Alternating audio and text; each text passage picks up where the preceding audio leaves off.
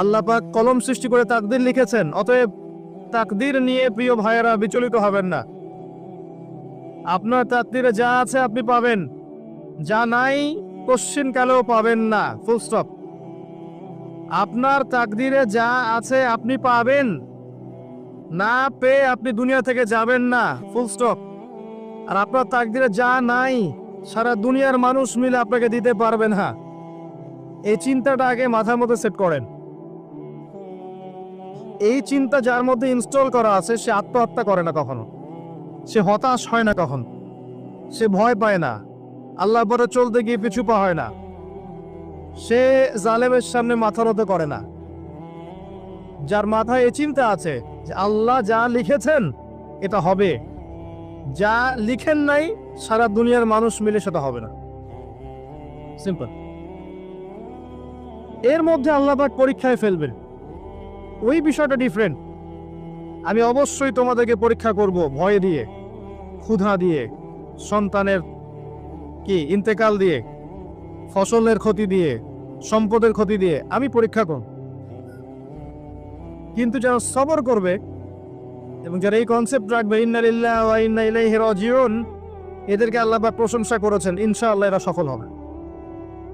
আল্লাহ পাক তাকদীর লিখে ফেলেছেন, তাকদীর নিয়ে টেনশন করবেন না, রিজিক নিয়ে টেনশন করবেন না। এখনকার যুব সমাজের সবচেয়ে বড় টেনশন রিজিক। একটা জব,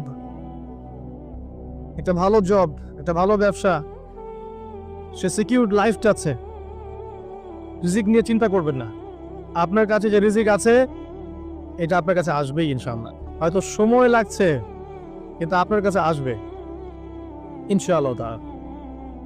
আপনি হালালের উপর থাকবেন, ন্যায়ের উপর থাকবেন। আপনি অন্যায় পথে রিজিক সার্চ করবেন না।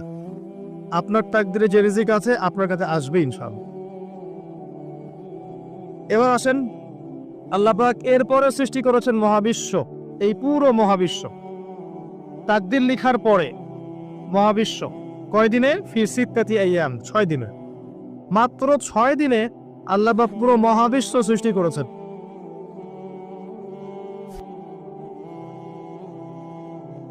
হুয়াল্লাযী খালাকাস সামাওয়াতি ওয়াল আরদা ফি সিত্তাতি আইয়াম সুম্মা ইসতাওয়া আলাল আরশ।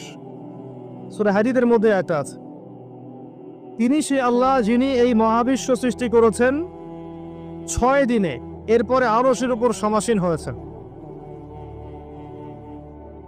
আল্লাহ পাক এর একদিন আমাদের একদিনের মতো নয়, বরং কিয়ামতের মাঠে যেদিন আমরা